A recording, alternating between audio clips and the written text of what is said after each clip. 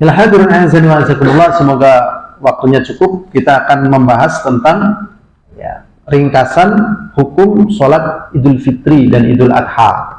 Ada dua buku yang saya baca, yang satu dari tulisan Madinah ini, yang satu ini ternyata orang Mesir, Abu Ahmad Al-Misri, dan buku-buku lain yang saya pelajari cuman nggak kita baca, maksudnya tidak kita baca untuk kita ketengahkan, tapi kita sudah pernah belajar, baik Bulughul Maram, Syekh Muhammad Hizam, ataupun Umdatul Ahkam Syekh Zaid Al-Usobi. Bukunya ada semuanya. Al-hadirun a'azani wa a'azakumullah. Kita masuk pada pembahasan hukum sholatil idain, hukum sholat Idul Fitri dan Idul Adha. Sholat Idul Fitri dan Idul Adha, ini fardun. Coba bayangkan di sini ditulisnya apa? Fardun.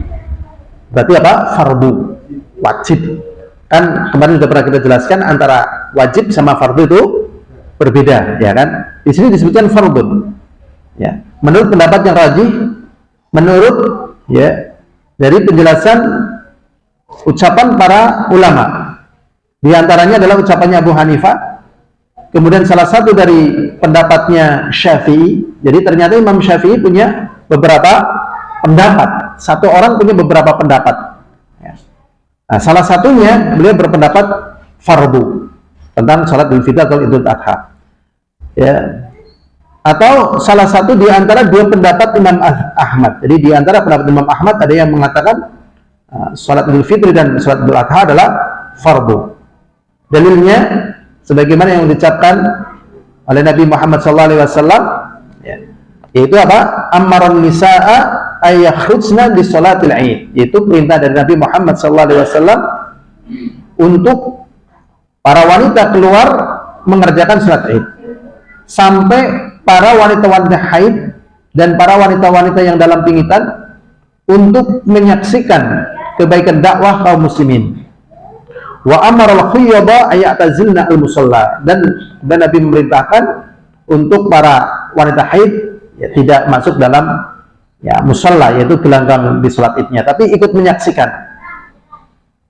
Nah, ini dalil yang mereka pakai bahwasanya sholat Idul Fitri ataupun Idul Adha itu apa? Fardu. Dan dalil-dalil yang lainnya, tapi bukan di kitab ini.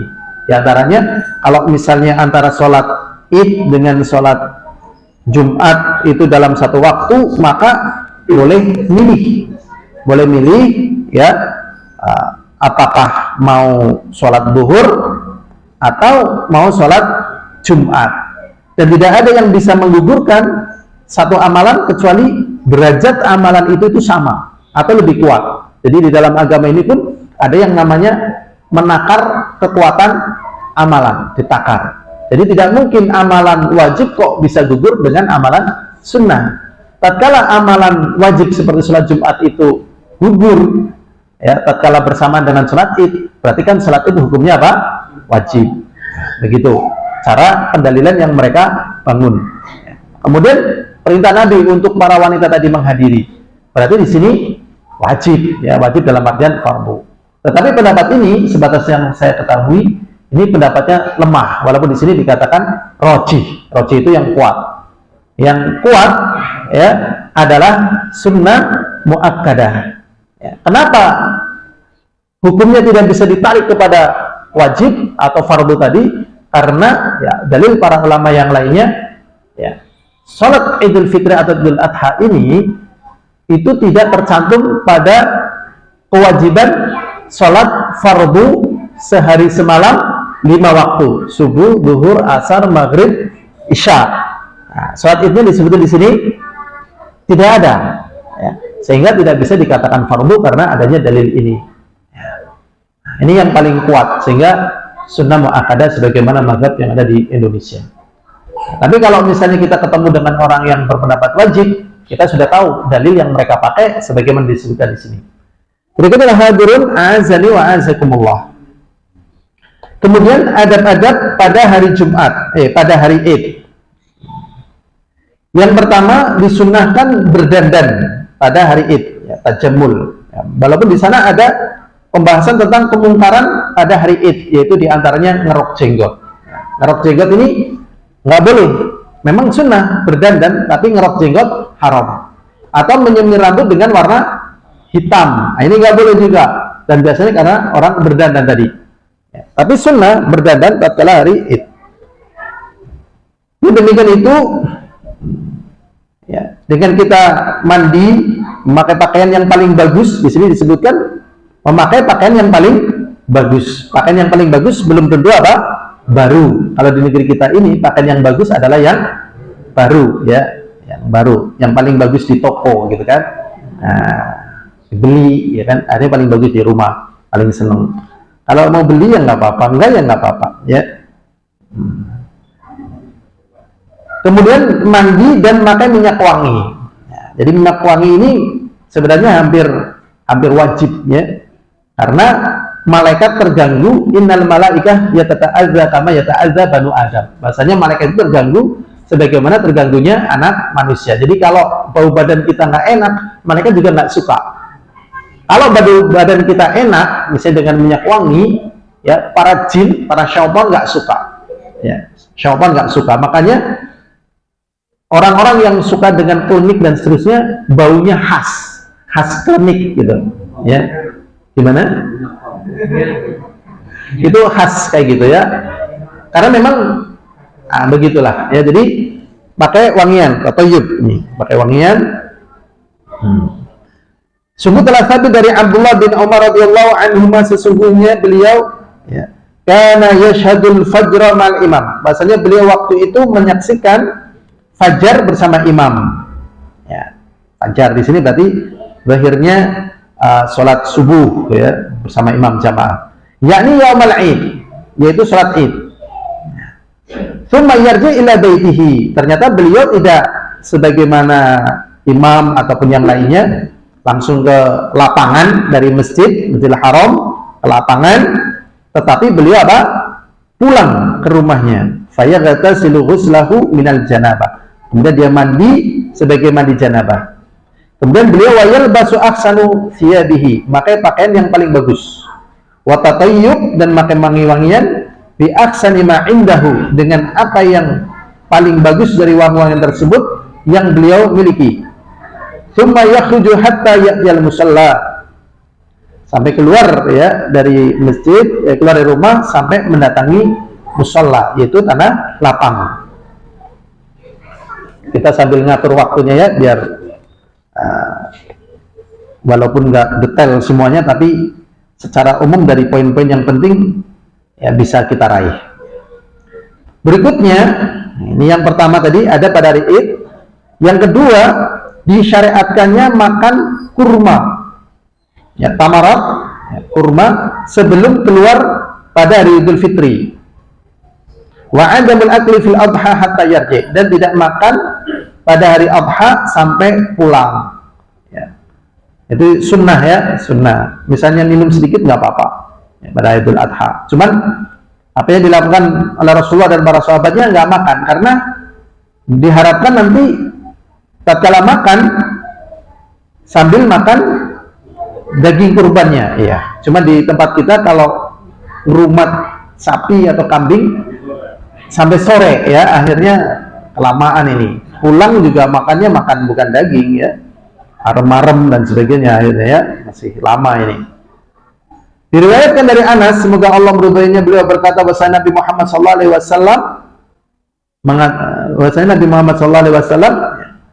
la yaghdu yaumal fitri, beliau tidak berangkat pagi-pagi pada hari raya Idul Fitri, yaitu tidak pergi ke, ya, di sholatul fajri yaumal fitri, ya, tidak pergi, ya, pagi-pagi pada hari Idul Fitri untuk sholat subuh, hatta ya'kula tamarat, sampai beliau makan kurma-kurma. Jadi beliau memang berangkat dari rumah ke masjid, ya, kemudian apa itu, sebelum berangkat ke masjid makan dulu, ya, makan dulu. Setelah itu dari masjid langsung ke lapangan, ya. Adapun pada hari Adha, faqad thabata an Buraidah radhiyallahu anhu, sungguh telah sabit dari Abu Buraidah, semoga Allah meridhoinya, beliau mengatakan, karena Rasulullah sallallahu alaihi wasallam yaqdu yaumal fitri hatta ya'kula, Tidaklah Rasulullah SAW berangkat pagi-pagi pada hari raya Idul Fitri sampai beliau makan. Wala ya'kulu yaumal adha hatta yarji'a, dan tidaklah beliau makan pada hari raya Idul Adha sampai beliau makan. Di sini ada hikmah mengapa pada hari raya Idul Fitri itu makan dulu sebelum berangkat. Ya, makan dulu sebelum apa? Berangkat. Dikatakan oleh Ibnu Hajar, yaitu makan sebelum berangkat sholat, alla yadhunna dhanna luzuma shaum hatta yusallil 'id, supaya menolak labes, menolak sangkaan. Jadi dalam agama kita ini memang tidak suka atau tidak menuntunkan dalam pengamalan agama adanya apa? Labes, kesamaran. Karena dengan labes itu ada sangkaan. Supaya sangkaannya itu hilang, akhirnya dipatahkan sangkaan itu. Kalau puasa kan tidak makan. Nah, supaya tidak dianggap puasa, maka makan. Jadi di sini hikmahnya untuk menolak adanya sangkaan tadi, labes tadi. Ya. Dalam perkara lain pernah tatkala Rasulullah SAW keluar mengantarkan Sofia bintu Huyai ke rumahnya.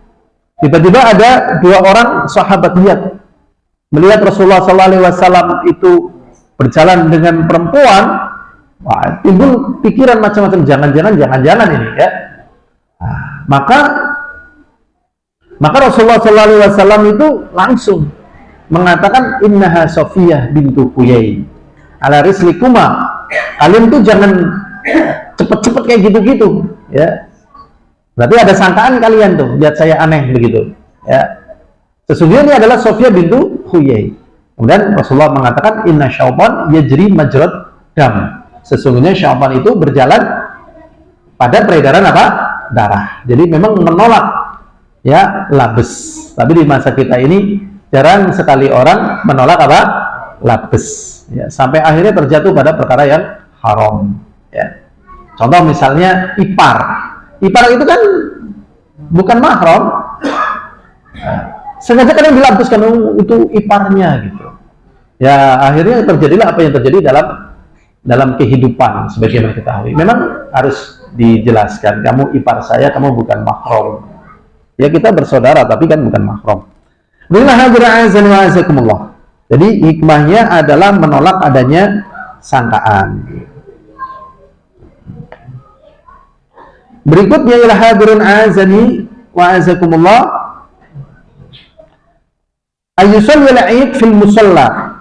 Hendaknya orang mengerjakan salat Id di musalla, yaitu di lapangan. Ya, musalla itu yakni fi makanin ma kharijal masjid, yaitu tempat di luar apa? Masjid. Diriwayatkan dari Abu Sa'id Al-Khudri, semoga Allah meridainya, berkata bahwasanya Rasulullah SAW keluar yakhruju yaumal fitr wal adha ilal musalla. Bahwasanya Rasulullah SAW keluar dari masjid beliau, Masjid Nabawi atau Mekah ya, ada dua, untuk mengerjakan sholat Id. Jadi Masjid Nabawi keutamaan sholat di situ 1000 rakaat dibandingkan masjid lainnya. Bersamaan dengan itu beliau tinggalkan ya, tidak sholat di Masjid Nabawi yang punya keutamaan. Berarti sholat Id di lapangan dalam perkara ini pahalanya lebih apa? Besar. Makanya mencari pahala yang besar itu diantaranya ya mencocoki waktu yang tepat. Secara umum sholat di Masjid Nabawi waktu yang tepat untuk memperbanyak pahala. Tapi dalam keadaan sholat Id yang paling banyak pahalanya keluar. Begitu. Ya. Ada yang mengatakan gimana itu? Kalau di Mekah, nyatanya Mekah sholat Idnya di masjid. Ya, di masjid, nggak di lapangan di Mekah. Ya kan, kalau ada siaran live, sholat Idnya kan di Masjidil Haram ya kan, di Mekah. Kok nggak di lapangan? Kenapa itu? Katanya lebih utama di lapangan. Ada yang bisa jawab?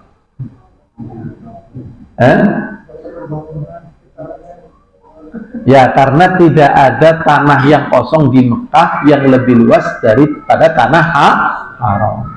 Ya kan? Nyari tempat yang kosong di mana kan nggak ada, sulit ya kan? Lah, itu memang tempat yang luasnya itu kok. Ada begitu. Yang hadirin azani wa azakumullah. Jadi ya ini menjadi sebab pahala yang lebih banyak.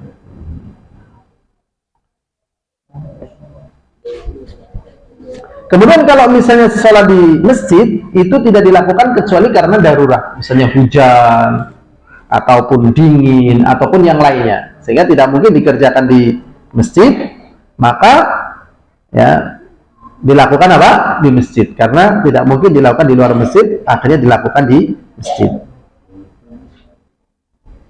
Berikutnya hadirin azani wa azakumullah. Kapan keluar dari rumah untuk mengerjakan sholat Id?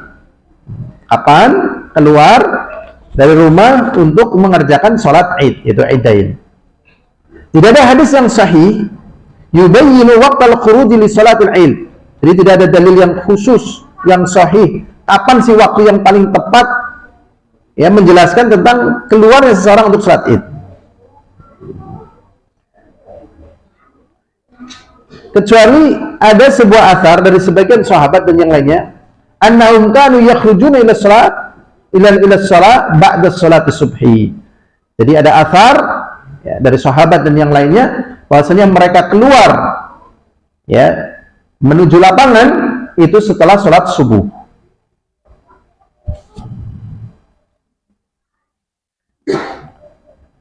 Jadi setelah sholat apa? Subuh. Kemudian di sini ya khurujun nisa wasibyan. Setelah kita bahas bahwasanya para wanita baik yang dalam pingitan ataupun haid itu keluar rumah untuk menyaksikan sholat Id. Kemudian ada permasalahan yang bertalian dengan sibyan, yaitu anak kecil. Di sini dijelaskan wa amma khurujus sibyan, adapun anak kecil itu keluar, fa ahsanu ma yustadallu bi hadits Ibnu Abbas. Yang paling bagus ini adalah hadis Abdullah bin Abbas radhiyallahu taala anhuma yang ada dalam Bukhari. Ditanyakan kepada beliau, asyahid al Id ma'an Nabi, apakah kamu menyaksikan Id bersama Nabi? Maksudnya tatkala dia masih kecil. Beliau menjawab iya. Ya. Walau lamakani fi saghri ma syahidtuhu. Kalau memang bukan karena kedudukanku, karena beliau walaupun kecil muda tetapi diberi apa? Ya kepandaian, kepintaran, kecerdasan. Kalau memang aku tidak memiliki kedudukan dari sisi itu, maka aku tidak diberi kesempatan untuk ya ikut di dalam apa? Menyaksikan sholat Id gitu. Berarti maksudnya yang jadi pembahasan di kalangan para ulama, anak kecil ini tidak begitu disyariatkan, tidak ditekankan ya. Nah, tapi terkadang kalau praktek di negeri kita ini ya sulit ya ngatur anak-anak, ya mereka sibuk seneng gitu kan, tapi secara ketentuan syariatnya tidak begitu ya dituntunkan, karena anak-anak dianggap mungkin belum begitu memahami apa yang terkandung di dalam Id ya secara ibadah yang besar. Jadi sholat Idul Adha atau Idul Fitri adalah ya ibadah yang besar. Berikutnya hadirin azani wa azakumullah. Tatkala kita berangkat untuk sholat Id, di sini ada pembahasan mukhalafatut thariq, menyelisihi jalan. Jadi kalau kita misalnya berangkat dari satu jalan, maka pulang dari jalan yang lain. Jadi ada petunjuk Rasulullah SAW yang mengatakan hendaknya kalian mengucapkan salam ya liman arafa wa ma lam ta'rif, kepada orang yang kamu kenal ataupun orang yang tidak kamu kenal ya. Ini di zaman dulu, dan ini tuntunannya memang. Kalau di zaman sekarang ini ya kalau nggak kenal salam, aneh, ada apa, dia butuh apa gitu, atau dia pingin apa. Ini sunnah yang ditinggalkan ya, termasuk sunnah yang ditinggalkan. Afshus salam wa at'imut ta'am wasallu billail wan nasu niyam. Tebarkanlah salam. Jadi banyak sekali keutamaan tentang menebarkan salam. Nah, di antaranya dipraktekkan tatkala sholat Id, beliau berangkat lewat satu jalan dan pulangnya lewat jalan lain. Ini pembahasannya agak lumayan banyak.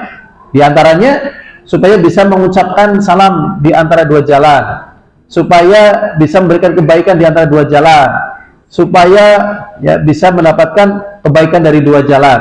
Walaupun banyak penjelasan itu, tapi intinya sama. Walaupun berbeda-beda, tapi dalam masalah ini semuanya saling menguatkan. Yaitu tatkala berangkat sholat Id pada satu jalan, pulangnya pada jalan yang lainnya. Kalau misalnya kita di sini, ya berangkatnya lewat sana, ya, pulangnya lewat mana? Ya lewat sana boleh, lewat sana boleh. Ya kan muter-muter nggak apa-apa. Ini dalam rangka kita apa? Ya meraih pahala yang lebih banyak. Berikutnya hadirin azan wa azakumullah. Kapan waktu sholat Id? Diriwayatkan dari Abdullah bin Busr, semoga Allah meridainya, sahabat Rasulullah sallallahu alaihi wasallam, annahu kharaja ma'ana siyamal fitri aw idul adha fa anqara ibqa'al imam. Dari Abdullah bin Busr, semoga Allah meridainya, sahabat Rasulullah sallallahu alaihi wasallam, beliau ya keluar bersama manusia pada hari Idul Fitri dan Idul Adha. Fa'angkara ibqa'al imam, dan mereka mengingkari imam ini datangnya terlambat. Jadi memang secara umum imam ini datangnya paling akhir. Kalau imam datang ya sudah langsung ditegakkan apa? Salat Id.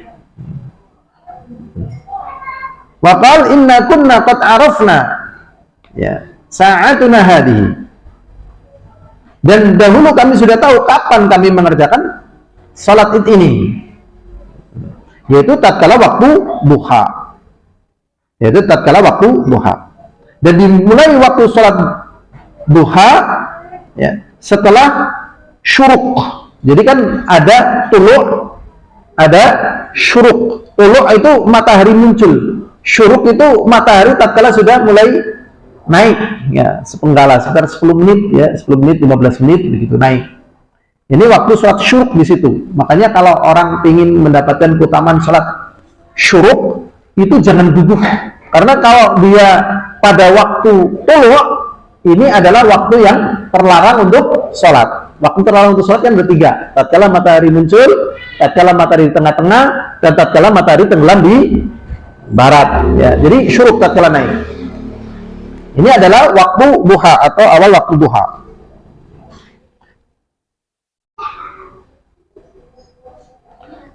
Jadi setelah syuruk matahari di rub'i sa'atin takriban. Ya, setelah ya waktu syuruk ya sekitar 1/4 jam. Berarti kalau jam sekarang jam berapa ya? Mungkin jam 6/4 ya. Sekarang jam berapa syuruknya? Ya kurang lebih 6/4 ya. Ya. Berapa? 6 menit. Ya kira-kira waktu itu jam segitu tuh. Ya 6/4, 6:30 lah. Itu waktu-waktu yang bagus untuk sholat apa? Id.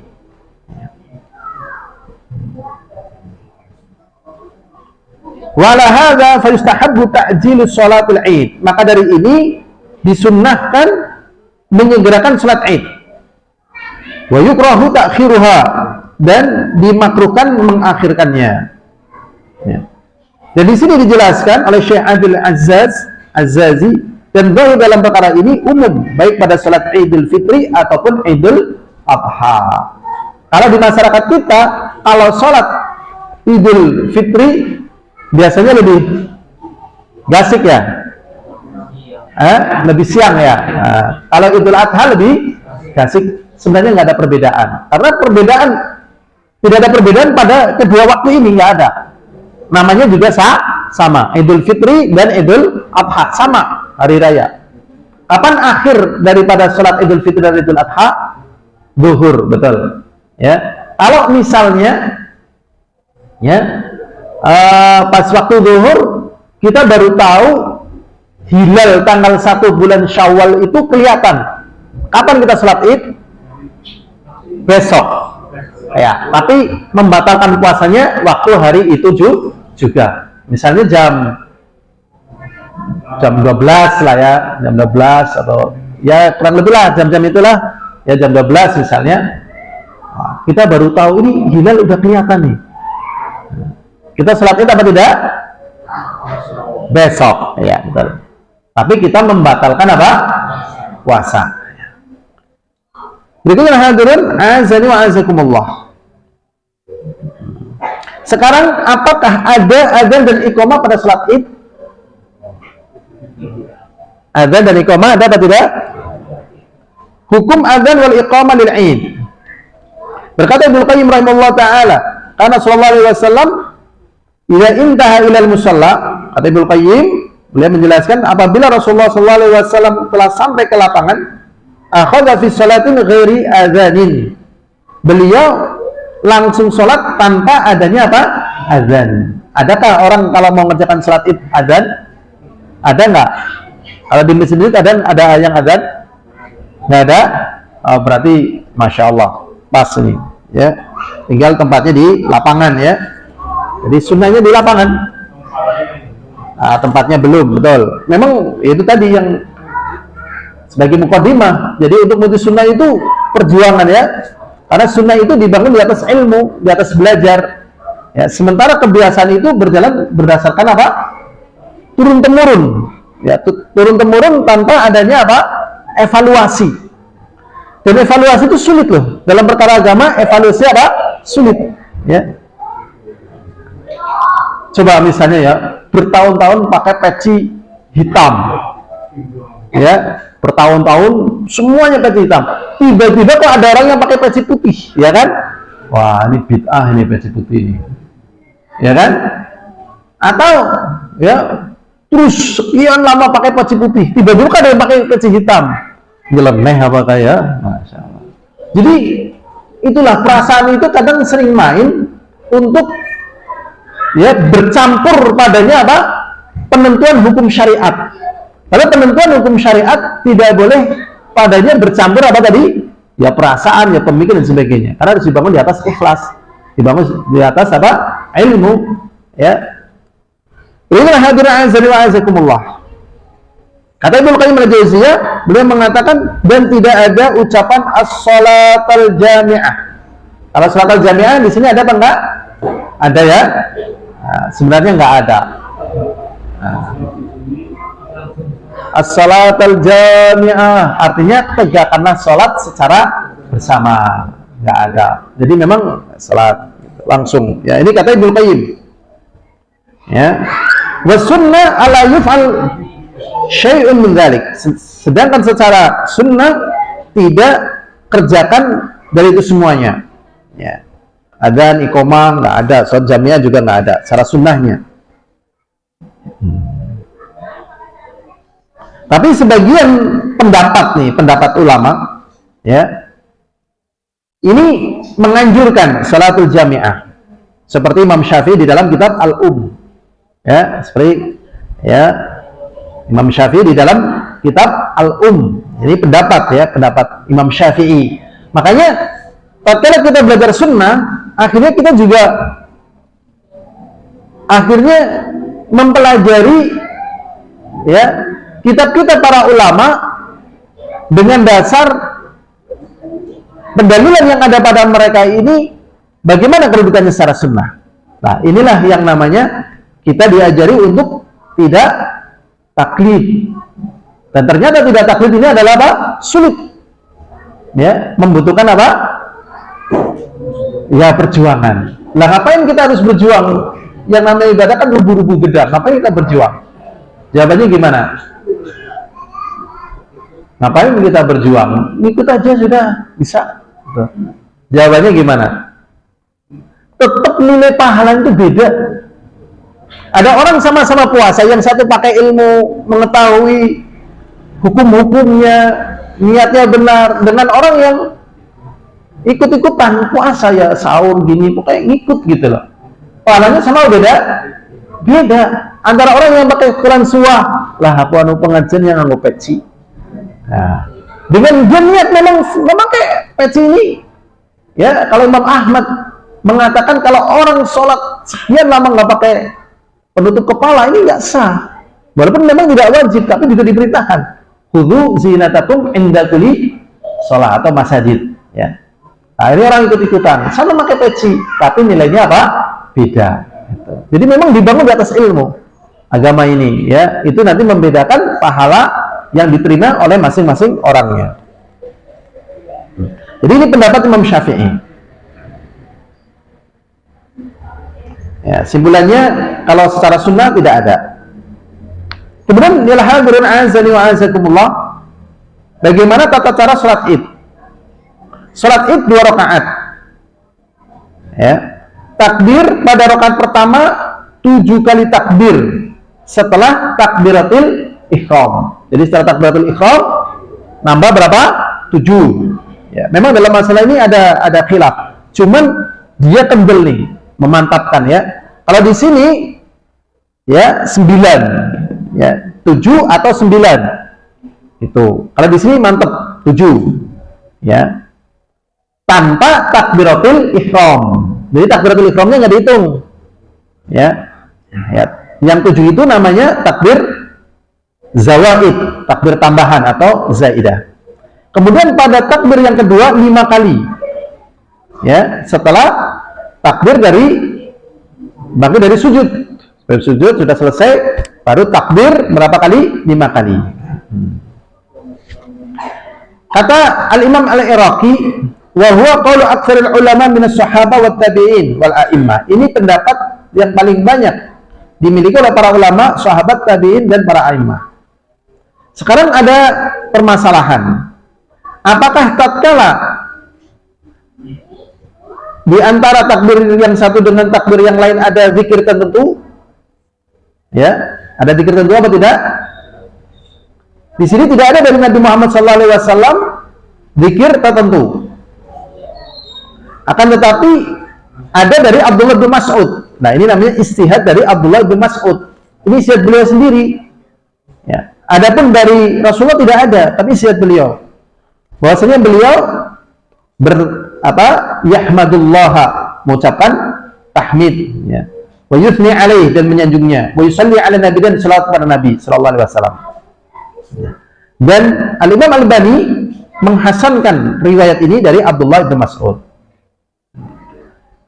Kemudian pendapat dari Ibnu Utsaimin rahimahullah taala, ya, beliau mengatakan al-amru fi hadza wasi', dalam perkara ini perkaranya luas. Jadi kalau misalnya kita tidak membaca apapun di antara takbir yang pertama, kedua sampai ke 7 tadi, sah. Misalnya sengaja-sengaja sah. Kalau misalnya berdoa, kalau disandarkan kepada Nabi, enggak bisa. Tapi kalau disandarkan kepada Abdullah bin Mas'ud, boleh.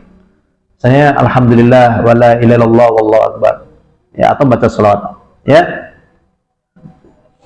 Udah ada yang adzan apa ini? Belum. Alhamdulillah ya. Saya sendiri juga adzan kencar waktu ini. Jadi tidak ada ya zikir tertentu. Kemudian ya, hukum takbir Id. Para jumhur ulama berpendapat takbiratul Id sunnah. Jadi takbir itu sunnah. Ya. Tidak batal salatnya bitarkiha amdan wala sahwa. Jadi kalau misalnya ada orang takbir misalnya Allahu Akbar, sudah. Setelah itu dia tidak takbir. Sengaja nih, bukan karena lupa, maka salatnya apa? Sah. Tapi dia tidak dapat pahala. Pahala mengerjakan takbir yang hukumnya sunnah tadi.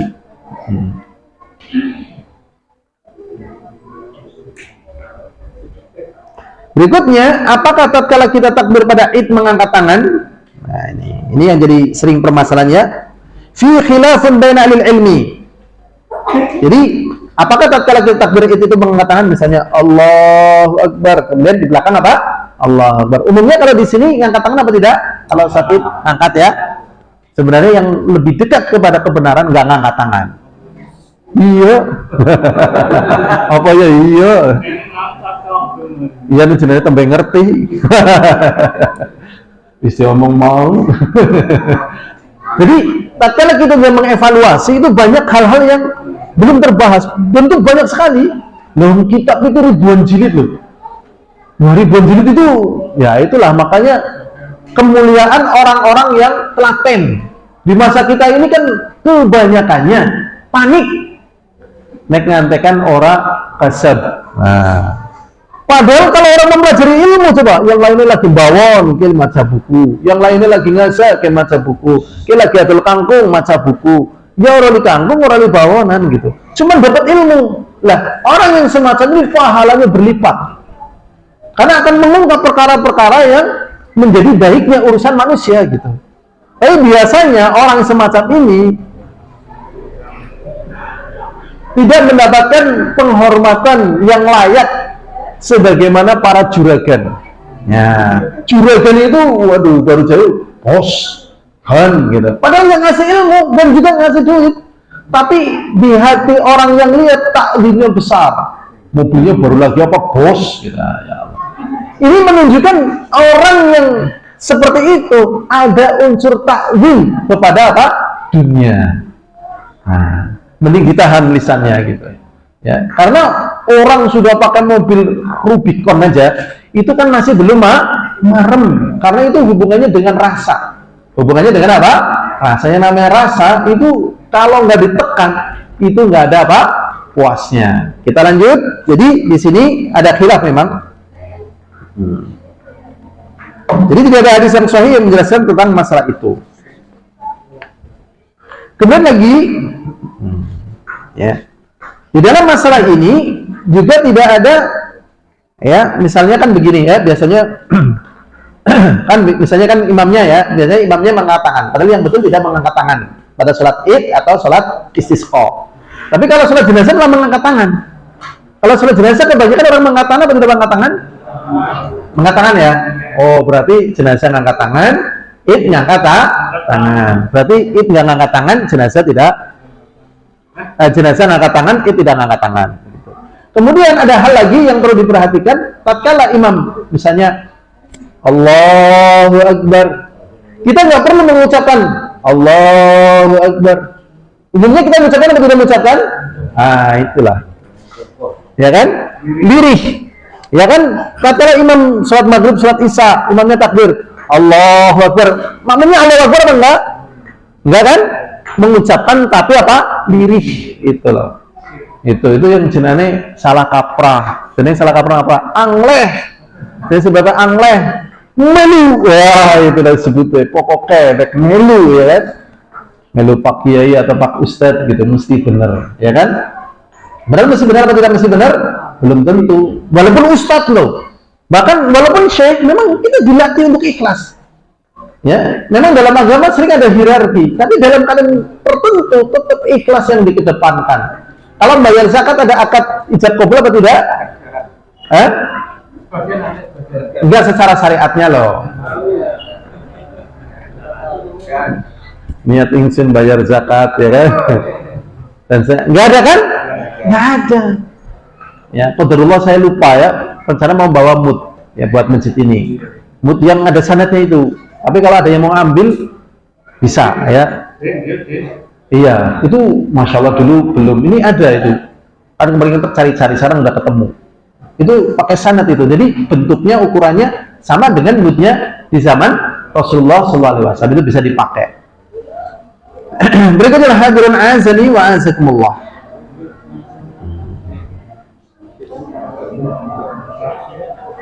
Udah ada yang azan?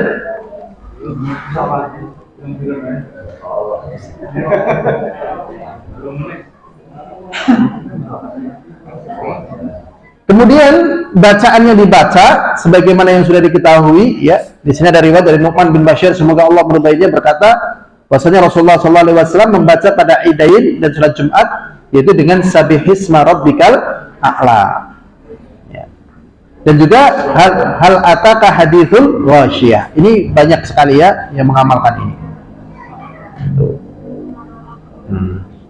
Dan juga qaf wal Qur'anil Majid atau iqtarabatis saah wa syaqqal qamar. Ini boleh milih ini ataupun itu. Yang utama kadang pakai Sabihisma, kadang pakai qaf. Ini karena waktunya telah habis ya, semoga apa yang belum kita sampaikan ya bisa kita dapatkan di waktu yang lain atau tempat yang lain. Walhamdulillahirabbil alamin. Wabillahi taufiq wal hidayah. Assalamualaikum warahmatullahi wabarakatuh.